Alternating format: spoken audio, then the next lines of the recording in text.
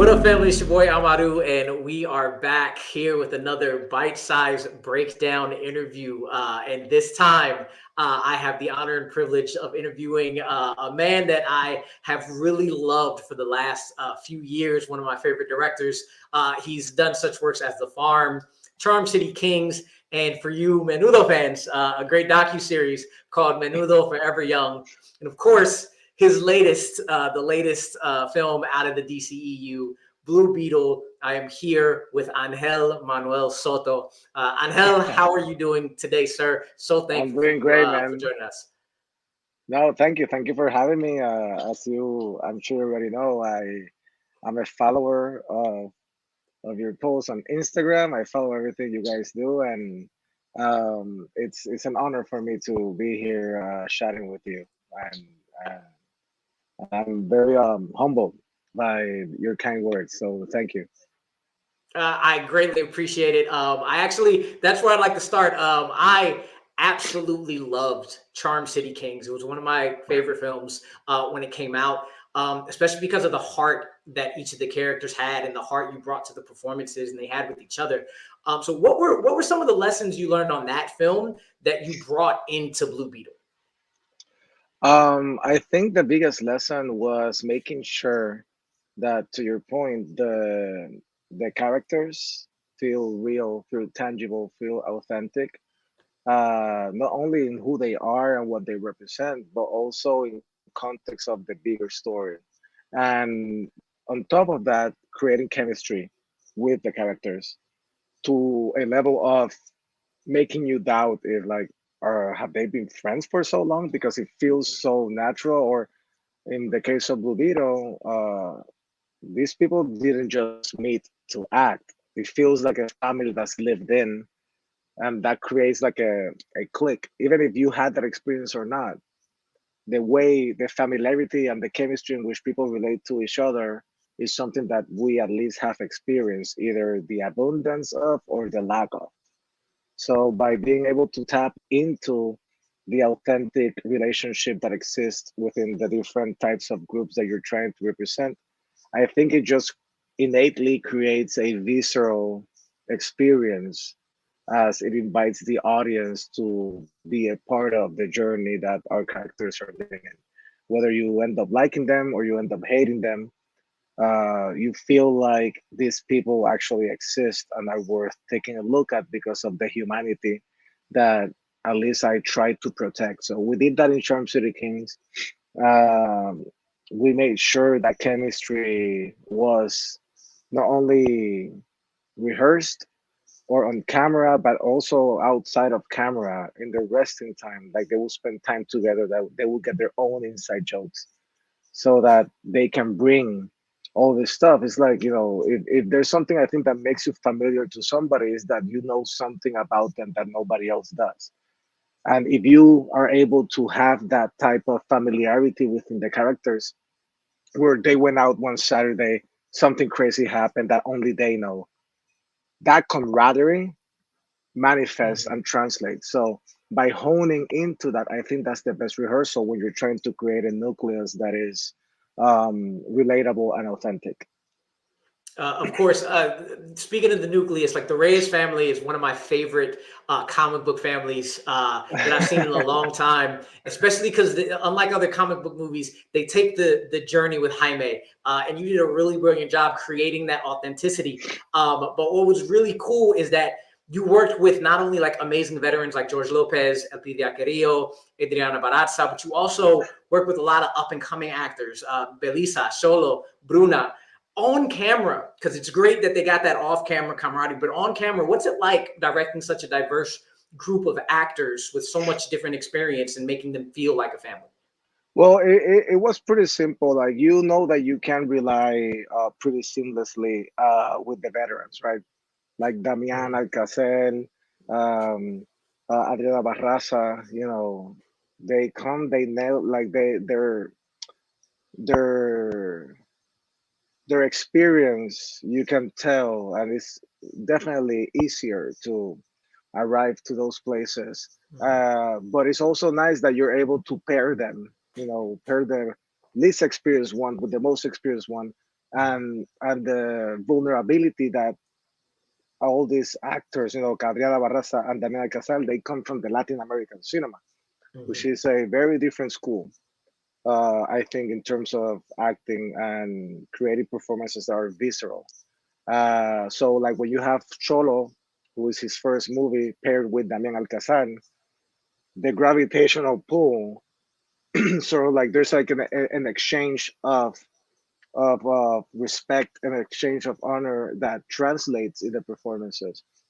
So that was pretty wild to see, and see them step into the plate, and then you have like a Bruna facing off Susan, and how it kind of like empowered Bruna to get to that place, Right. specifically when dealing with such a big actress like Susan Sarandon, for example. Mhm. But one of the things that we did in the rehearsal process with our characters, especially with the family, we instead of really going over the script and trying to like, oh, let's crack the scene open. I believe that in order to crack the subtext of the scene, it was that's something that we can converse and we can get to it and I can direct them. But part of their job and what I wanted to create was the authentic family and the Mhm. level of the layers of respect. It's not like, oh yeah, no, like this 60-year-old is my good friend. No, I want them to feel like this 60-year-old is my father, is my nana, is my mother. Mhm. So what I did was instead of reading the script was let's share stories, right? Let's share stories. Let's have the elders of the team share their journey because all you know is like, yeah, that's the amazing actor that I saw the other day, or the amazing actress that got nominated for an Academy Award, but you don't know their journey. You don't know how hard it took them. You don't know everything that went in their childhood. So when you see them talking about their life, you see the young kids like mesmerized because they live in a different era with different privileges that the elders didn't have. So that creates a respect innately that once you see it in front of the camera translates as love or family because your dad, you love your dad, but you also based on the type of dad that you have. But if you know that your dad has gone through a lot to have you in a place where you don't have to suffer or go through the adversities that your parents had to go through, you have this sense of respect because Mhm. you're like, and for me it was very important. So by doing that, it made it very easy. The kids knew what their place was in the nucleus of the family, based not on what's on the script alone. That definitely helped because Gareth Dunet Alcocer did an amazing job in writing Mhm. a family that is authentically Mexican because he is Mexican and the characters are Mexican, but also that feels authentic and lived in. Right. And in order to create the lived in, each of my actors know secrets about each other that when you translate it into a family performance, it comes out of the pores. It comes out of their performance. Yes, and you speaking of Adriana Barazza, her character Nana is just amazing. She is so layered, and there was one particular plot point that I really, really loved. That was really intriguing. There's a point in the film where she says, "Now we can cry," Yeah. and why was that so important to have her deliver that and have that ideal of like, yo, we have things to handle, let's pull it together, and when it's all done, let's not forget to then to let's not forget our emotions after that is done. Why was that so important for her to deliver that? Well, it's a couple of things. One is that for me and the writer, we always felt that out of these movies, grief is not an option. Being vulnerable, showing emotion is weakness, and I defy that perspective. I don't think that that's true at all. I think that being able to address your emotions, whether it is at the moment or whether it is after things are done, um, is a humanity that we all can share. Whether it happens before the adrenaline hits or after the adrenaline hits. So for us, that whole thing of like, oh, we went to war, we lost a bunch of friends, but we won. Yeah, nobody remembers the dead. It just felt like unauthentic to the Latino experience and the way we deal with we handle grief and the way we deal with our ancestors, especially the loved ones that passed away. So, given the circumstances in the movie, it is fair to assume that we all want to collapse in grief and wail after the death of a loved one, but the movie needs to move on. And the film acknowledges that Mhm. this is a moment to break down, but we have to hold it, and we use that pain, we use that energy to finish the journey, and then at the end allowing us, not just the characters, because that's the other part, is like, so how do we earn that, right? Because usually, oh yeah, so then you're like you're in the cemetery and the casket is going down, and it's like, we don't want to do that, right? So Mhm. we want them to actually, once the adrenaline is over, get to that moment of realization. And the nana, the matriarch, the authority of this family is not only telling the family, now we can cry, it's also telling the audience, now you can feel, don't feel, you want to cry, now it's time to cry. and Mhm. and if it worked, it was one of those psychological tests that we were putting ourselves in, until like, man, let's see if, like, by having Nana allowing his, because we created this family so as real and grounded as possible, uh and you are so invested in them and you love them, that you also take Nana's advice and you also cry, because now you as the audience are part of this family as well, if Right. that makes sense. Yeah, it makes perfect sense. It's little things like that line in the movie that really showed you really cared about making sure the Latino culture and your history is in there. But another aspect of the movie that I really loved was the music. And I know that you Nice. were a musician. You were part of a rock band growing up, Los Cheveres. So my question is like, how did being a musician and like your punk rock sensibilities, how did that affect the music choices you had within the film? Yeah, I mean, it was very helpful that of the start, Gareth and I were both contemporary. Although he was, born and raised in Querétaro, Mexico, and I'm from Puerto Rico. Um, we both grew with the same pop culture references, whether it was music or TV.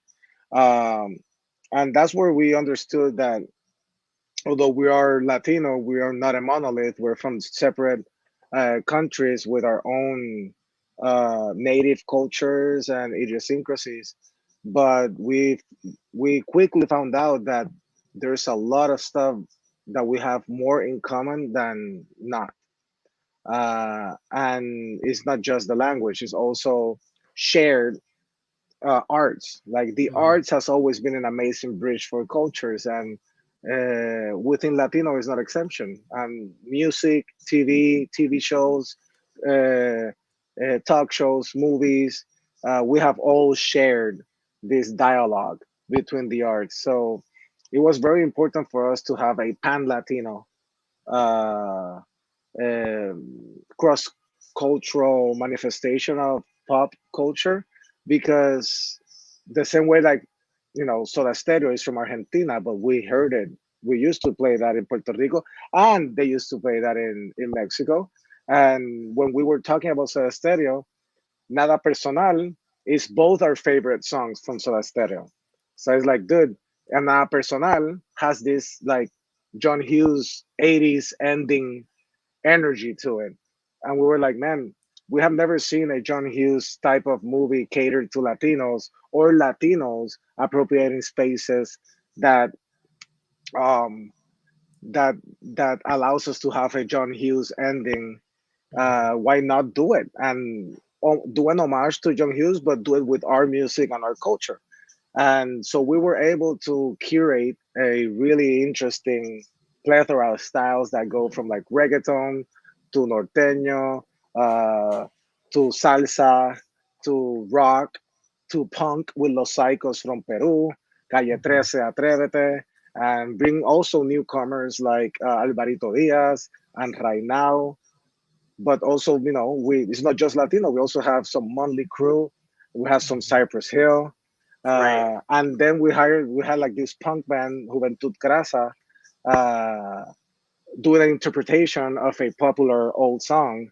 So it's like that when you hear it from the beginning to end, that's how colorful we are as a culture. Hmm. There's Latino music here, and we don't only consume Latino music or regional music. We also consume music from the U.S. as well. So by doing it that way, I feel like it felt like an authentic playlist. If you were to check everybody's iPhones in the movie, Hmm. right? Like if Uncle Rudy, the father, the nana, were listening to Ivy Queen, like you see, like all these different things. We're like, how can we put everybody's Spotify playlist in the movie and make that la banda sonora of the film?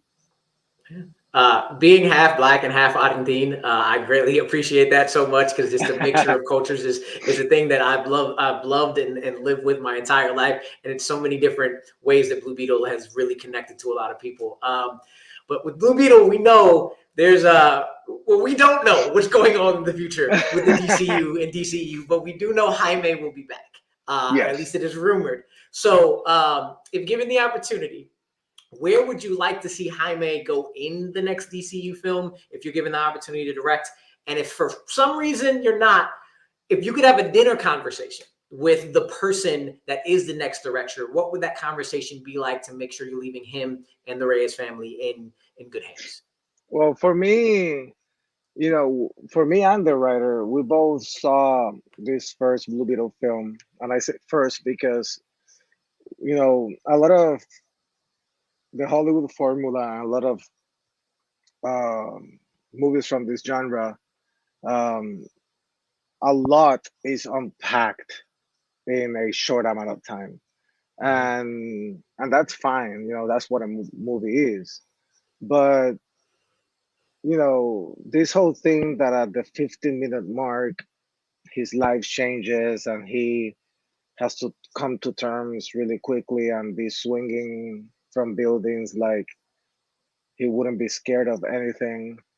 Uh, 20 minutes in, as much as I enjoy them, I was like, why can't we explore and live in a little bit more on this reluctant hero approach? Mhm. Uh, Given the fact that as a Latino who has been taught by his parents to stay in his lane, play by the book, um, like if there's something happens, you're probably the first one people are gonna single out. So you want to make sure that you work hard and you stay in your lane. And that's like an overall advice from our parents that love us very much. Mhm. So uh, so he's playing by the book, right? Jaime plays by the book, and then all of a sudden he's just trying to get a job. He's been saying in the movie, "I just wanted a job." That's the only thing. Mhm. Like he's a hero in his own way. Like he's willing to leave his studies behind to provide for his family that needs it, and that selflessness is a heroic thing on its own. But the fact that he gets these powers and these powers are just drawing attention from people that we don't want attention to be drawn to, because his father and his nana, they're still undocumented, and this is only gonna bring more problem, more attention, more problem. So I can see why he doesn't want to do this. And so for us, it was like, what if the first movie uh, ends up, it is an adventure, it is a three-act structure, but by the time it ends up in a macro sense, now he's ready to jump into the new world. Now Mhm. he had his first adventure. Now he kind of like finally understands it. Like he didn't understand it right away. Like at the end, when that symbiotic relationship that Kaji finally stops him from making the wrong decision, that's when, okay, now they finally are connected. Now we can jump into a bigger adventure. That's why the stakes, at the same time, that's why the stakes of the film are very intimate. They're Mhm. not like, oh, it's not about saving the world from an alien invasion. It's that will happen. That's part of Blue Beetle, and Right. our goal is to go on his journey, see his progression as he becomes the hero we want him to become. And eventually, my goal would be find along this way, right? And jumping into like the second and the third one, who his mentors would be.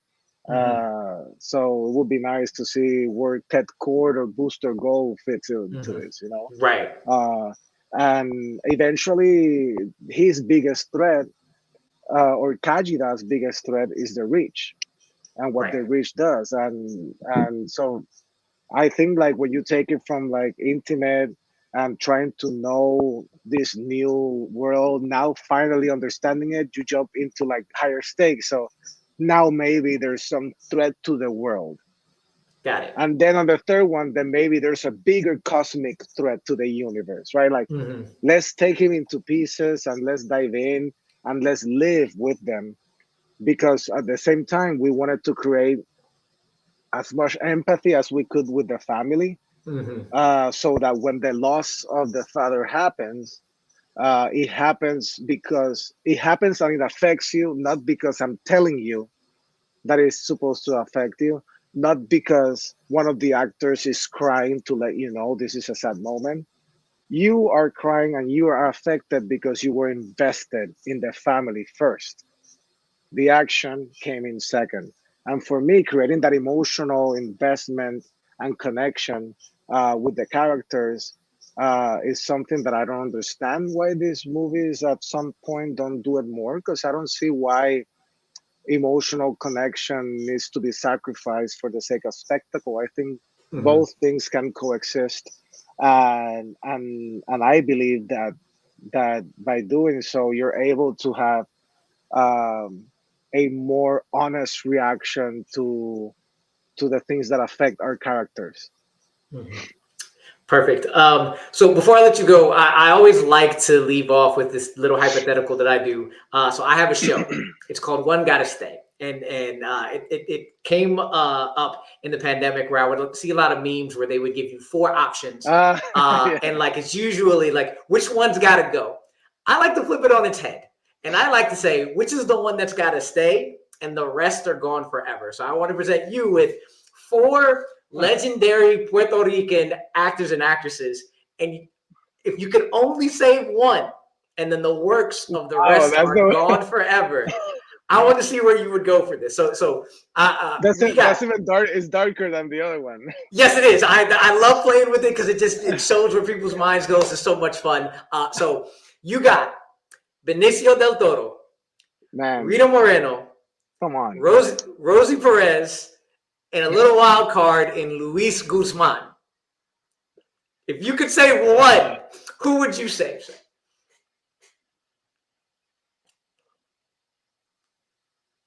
Dude, this is this is It's tough, tough. I know. I know. That's why I love it so much because it puts people on the spot. It makes you think. It's like, wait, what do I if I do this? If I do that? How does it work? Do I want to go comedy? Do I want to go? So it's one of my favorite questions to ask. Yeah, yeah. Oh my gosh, dude. Um, I think that before I make a decision, I think it's Mhm. worth, uh, you know, letting the world know that I want to work with all of them, All and of them, because they're and all that great. this They're all amazing. they're all amazing, and you know they all have their own reason why they should have their own pedestal. I think, Hmm. For and sure. they all bring different things to the table.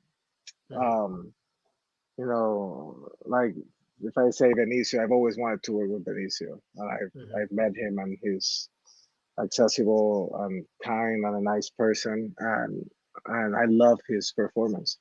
And you know, Rita Moreno, come on, he's Rita Legend. Moreno. Legend. And she's still kicking it, dude. Like she can Yes. outdance all of us. And you have Rosie Perez, you know, she groundbreaking, mad talented.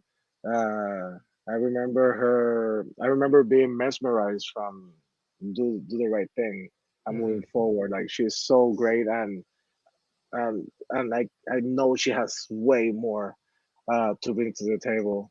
And Luis Guzman, come on, like It's the that man. guy It's the man. is a killer. And I've hung out with him multiple times, and he's I think he's both good. on the comedy and Hmm. the dramatic aspect. For sure. Um, so ah, so all that said, I think for the sake of the joke, Hmm. uh, I would like. I think I will keep uh, Luis Guzman. Yes, yes, I love it. I love it. Yeah, I think I will keep with Luis Guzman. Uh, All right. yeah, that guy is something else. He really is. And everybody there, everybody that's mentioned is a great actor, and everybody Hmm. For that's sure. mentioned, that could be an easy candidate. No, two of them have Of won the course. Oscars. Yes. Uh, but how dope would it be to see Luis Guzman win an Oh, Oscar? I would be ecstatic. I would be ecstatic. Angel, I thank Because you so much for. for me, Rosie Perez is a matter Yes. of time. It's a matter of Oh, time. yes. Of course. Like she has that. They take she's taken in a serious way as well, Mhm. and she's visceral. But usually, when some actors are considered to be well or are typecast as funny, and then kind of like slaps you in the head with a visceral, dramatic performance, I would love that for Luis Guzman. Yes, so much so. Thank you so much, sir. I greatly appreciate you. As you're leaving, any wrecking crew things you can leave us with? uh, Just a little bit. And if not, that's okay. Just I had to ask before you go. we're working hard on the script in order to start as soon as possible, and God willing, after the writer's strike ends, we can jump in and create something exciting. But right now, we are on that beautiful step of the process with the script to getting it into a place for everybody to be excited. Yes, for sure. Definitely. Let's hope for an end for the actor strike, the writer strike, and all of that. Please pay your actors Yes, fairly please. because they deserve it. They Angel, deserve it. thank you so much. It has been a great time talking to you. I appreciate you so much, and I hope you have Yeah. a good rest of your day, sir. No, man. Thank you. This was awesome. This was a lot of fun. And finally, we made it happen, man. So I'm Yes, glad sir. Yes, I'm glad we sir. did it. All right. All right, Appreciate you. bro. Peace.